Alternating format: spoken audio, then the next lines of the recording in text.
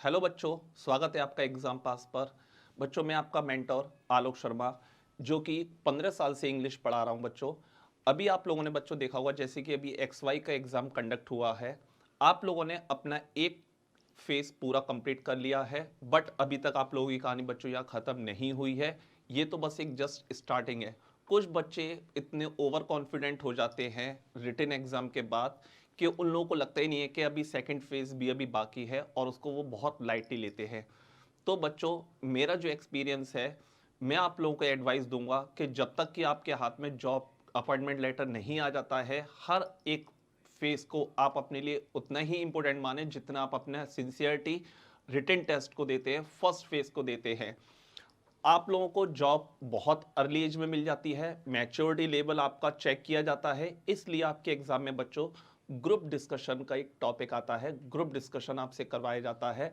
वो केवल आपकी कोई नॉलेज चेक करने के लिए नहीं, आपका मैच्योरिटी लेवल चेक करने के लिए होता है कि वाकई में आप इंडियन एयरफोर्स में जाने लायक हैं या नहीं है। बच्चों, इसमें क्या होता है, आप लोगों को जीडी स्टार्ट करने से पहले आपको 40-50 सेकंड का आपको अपने बारे में इंट्रोड्यूस कराना पड़ता है, किस तरीके से अपना इंट्रोडक्शन देना चाहिए। तो बहुत सारे बच्चों को आता नहीं है, वो कुछ माइनर सी मिस्टेक कर जाते हैं, जिससे कि उनकी पूरी मेहनत जो उन लोगों ने रिटन में करी है, अपनी जीडी में करी है, वो थोड़ी सी उनकी मेहनत यहाँ अगर वो बेकार कर देते हैं तो उनकी पूरी मेहनत सब बेकार हो जाती है।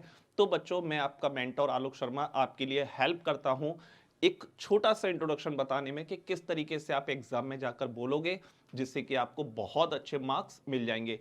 और इसी में मैं आपको आज ही मेरी एक वीडियो और आपको मिल जाएगी, जिसमें मैं आपको जीडी के टॉपिक्स बताऊंगा कि आप कौन कौन से टॉपिक पर बहुत अच्छी तरीके से पढ़ के जाएं। और मैं कोशिश करूंगा कि उसमें एक एक जीडी टॉपिक के बारे में प्रोज एंड कॉन्स सब मैं बताऊं भी उसके बारे में। पहले ये वाला वीडियो अभी आपको ये सिखाने के लिए आपको अपना इंट्रोडक्शन किस तरीके से देना है। ठीक है बच्चों, तो आप लोग देख सकते हो स्लाइड पे बच्चों लिखा हुआ है हाउ टू इंट्रोड्यूस योरसेल्फ। तो किस तरीके से आपको अपना इंट्रोड्यूस कराना है, जब आपके सामने पैनल बैठा होगा पूरा, तो किस तरीके से इंट्रोडक्शन देना है आपको। पहला आप ये देखिए क्वेश्चन, आपको सबसे पहले ग्रीट करना है लोगों को, जितने भी आपके सर या मैडम बैठे हुए हैं। तो अकॉर्डिंग टू टाइम क्या लिख दिया बच्चों, देखो अब मैं यहां बैठा हुआ, मुझे नहीं पता कि आपका वो जीडी कितने बजे स्टार्ट होगा। हो सकता है आपको अर्ली इन द मॉर्निंग में आए, तो good morning sir, good morning ma'am. और अगर आपको वो नून 12 बजे के बाद देते हैं तो गुड आफ्टरनून, और शाम को 4 बजे के बाद अगर आपका जीडी होता है तो गुड इवनिंग होता है। इसलिए मैंने लिख दिया अकॉर्डिंग टू टाइम। याद रखिएगा, स्टेप बाय स्टेप आपको इसी तरीके से बोलना है, जिससे कि आपका इंट्रोडक्शन बहुत ज्यादा इफेक्टिव लगेगा और समझ में आ जाएगा कि ये बच्चा रटकर नहीं बोल रहा है।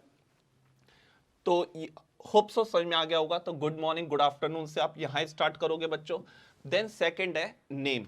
अपना सबसे पहले नेम बताओगे, क्योंकि आप उनके लिए बिल्कुल अननोन हो, तो आपको सबसे पहले स्टार्ट करना है अपने नाम से। तो देखो बच्चों, कई तरीके से नाम बताने का तरीका होता है कि आपको कैसे स्टार्ट करें।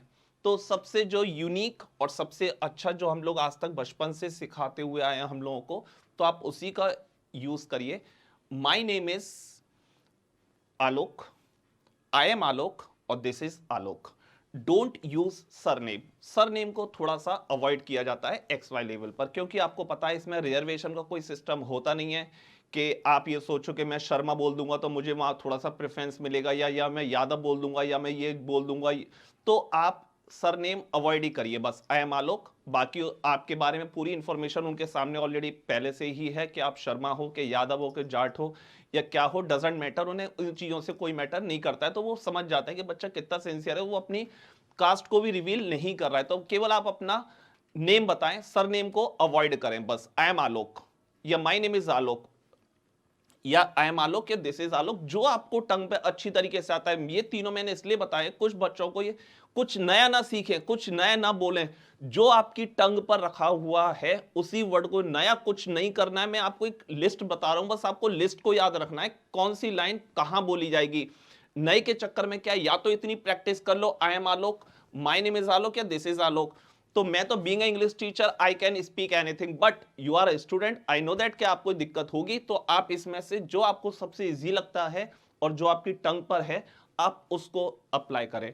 और मैं आपको सजेस्ट करूंगा कि सर नेम का यूज ना करें। तो सबसे पहले ग्रीट, तो good morning sir, good morning ma'am, my name is Alok. Then फिर उसके बाद देखा मैंने आलोक शर्मा नहीं बोला, केवल आलोक बोला है ना। देन प्लेस, आप नेम के बाद जस्ट आप बताओगे कि आप कहां से आए हो। अब अपनी प्लेस के बारे में बताना चाहे जरूरी होता है। तो I am from Agra, I belong to Delhi, या आई लिव इन आगरा, या I live in Delhi, I live in Mumbai, I live in Kolkata, जो भी आपको बताना है। और कुछ जैसे आप सपोज करिए अब आपका जीडी है और आपका उसी शहर में हो रहा है जिस शहर के ऑलरेडी आप हो, उस शहर के ऑलरेडी आप हो। तो अब मैं आगरा का हूं और दिल्ली में अगर मेरा जीडी चल रहा है तो मैं बोलूंगा आई एम फ्रॉम आगरा, या आई बिलोंग टू आगरा, या आई लिव इन आगरा। लेकिन मैं दिल्ली में ही रहता हूं और मेरा दिल्ली में ही जीडी है, तो मैं क्या बोलूंगा? आई live in Delhi itself, I live in Delhi itself. Itself का मतलब हिंदी में बोलते हैं मैं दिल्ली का ही हूं, मैं आगरा का ही हूं। तो आगरा में बैठा हूं, आगरा का ही हूं, तो मैं बोलूंगा आई live in Delhi itself, I live in Agra itself, मतलब आगरा का ही हूं सर, मैं बाहर का नहीं हूं। तो ये लाइन याद रख लेना, ये केवल उन बच्चों के लिए है कि उन बच्चों का जीडी अगर उसी शहर में हो रहा है जिसमें वो ऑलरेडी रहते हैं। अगर नहीं है उस शहर में तो आप इन तीनों में से कोई भी एक लाइन बोल सकते हैं। थर्ड स्टेप कंप्लीट हो गया, ग्रीट, फिर आपका नेम, फिर आपका प्लेस। देन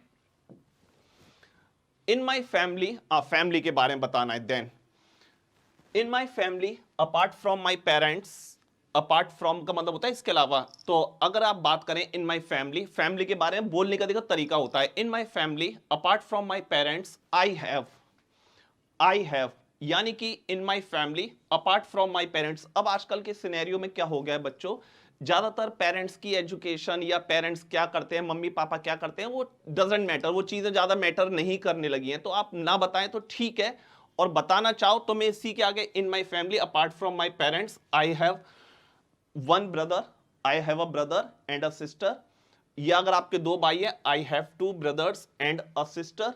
आप इस तरीके से क्वेश्चन को आप यूज कर सकते हो। तो I have a,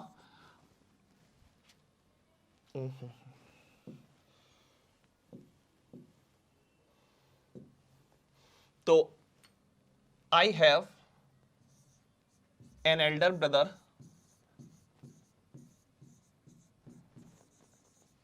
I have two elder brothers या यंगर ब्रदर्स। एल्डर और यंगर्स जो आपको देखना है वो आप बोल दीजिएगा, मुझे नहीं पता था, ये डैश छोड़ दिया तो इसके मतलब आपको अपनी फैमिली के अकॉर्डिंग बोलना है। तो in my family apart from my parents, यानी कि मेरी फैमिली में मेरे मम्मी पापा के अलावा, तो इन माई फैमिली ऐसे याद बोलो ना, बड़ा इफेक्टिव लगेगा, पूरा फ्लो में आएगा ना। तो in my family apart from my parents I have a younger brother, elder brother. तो आपको जो बोलना है, एल्डर, बिग ब्रदर और स्मॉल सिस्टर मत बोलना, यंगर और एल्डर होते हैं, ठीक है। छोटे हैं तो यंगर और बड़े हैं तो एल्डर, बस इतना बोलना है। और अगर पूछते हैं, वैसे अब मैंने बताया ना प्रेजेंट सिनेरियो में मम्मी पापा के उनको ऑक्यूपेशन से कोई मतलब नहीं है, बस आपने बता दी कि मेरे फैमिली मम्मी पापा हैं और उसके एक भाई है, बस। क्योंकि आपको बहुत ज्यादा टाइम नहीं दिया जाएगा, आप ये सर इतना शॉर्ट में बता रहे हो, तो आपको बेटा ये 1 मिनट के अंदर अंदर फिनिश आउट करना है, केवल 50-60 सेकंड में। तो आपको आइडिया भी नहीं होगा कि आप जब बोलना स्टार्ट करोगे तो 1 मिनट कितनी जल्दी निकल जाएगा, ठीक है, और बड़ा इफेक्टिव लगेगा ये चीज बोलना। देन क्वालिफिकेशन अपनी, तो क्वालिफिकेशन बताने के लिए बच्चों आप बोलोगे आई एम परसुइंग, क्योंकि 12th XY का देने आ रहे तो 12 के बाद ही होगा बच्चों। तो I am pursuing BA second year, BSc first year, BSc second year, या डायरेक्ट बोल दो I am in BSc part 2, I am in. तो दो तरीके हैं, या तो आई एम परसुइंग ग्रेजुएशन, या ये बोलिए, या डायरेक्ट क्लास बोल दीजिए आई am in BSc part 2, I am in BSc third year. तो आप डायरेक्ट भी दो तरीके से आप बोल सकते हो, जो आपको अच्छी तरीके से याद हो जाता है। तो आई एम परसुइंग ग्रेजुएशन, या आई एम इन BA पार्ट 2 या सेकेंड ईयर, कुछ भी बोल दिए सर, पार्ट 2 में है, पार्ट सेकेंड ईयर में है, इस तरीके से आप अपनी क्वालिफिकेशन को बता सकते हैं। देन हॉबी, आपकी हॉबी क्या है? तो माई हॉबी इज, ज्यादातर बच्चे बोलते हैं listening to music, listening to music, making friends.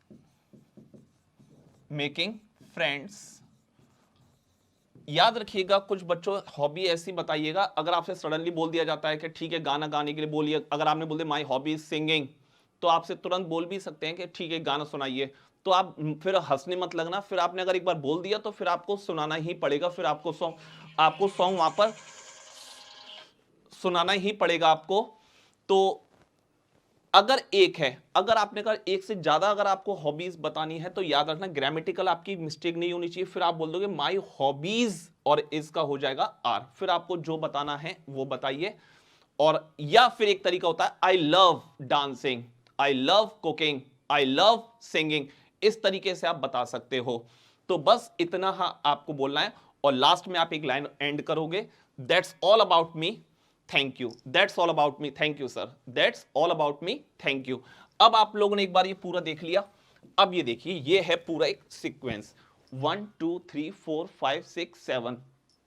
तो गुड मॉर्निंग सर या good afternoon sir, my name is Alok, I belong to Agra, in my family apart from my parents I have a younger brother, as far as my education is concerned I am in BSc part 2, and sir my hobbies are listening to music and dancing, and sir that's all about me, so you can ask me anything। तो इस तरीके से आप अपनी line को and कर सकते हो जिससे कि आपका इंट्रोडक्शन बहुत ज्यादा इफेक्टिव लगेगा। तो बच्चों आप लोग इतना ही याद करके जाएं, इससे ज्यादा कुछ नया ना करें, क्योंकि जितना ज्यादा बोलोगे आपको वो ज्यादा कहीं ना कहीं मिस्टेक कर जाओगे। कम बोलोगे, आपके बारे में सारी इंफॉर्मेशन मिल गई, आप कहाँ के हो, आपके फैमिली में कौन कौन है, आपकी एजुकेशन क्या है, आपका प्लेस क्या है, और मुझे क्या चाहिए, आपकी हॉबीज पता चल गई। बाकी तो आपका भी जीडी भी तो बाकी है, तो जीडी में आपकी सारी इंफॉर्मेशन और रिमेनिंग पता चल जाएगी। बस आपको इतना ही टाइम मिलेगा बोलने के लिए।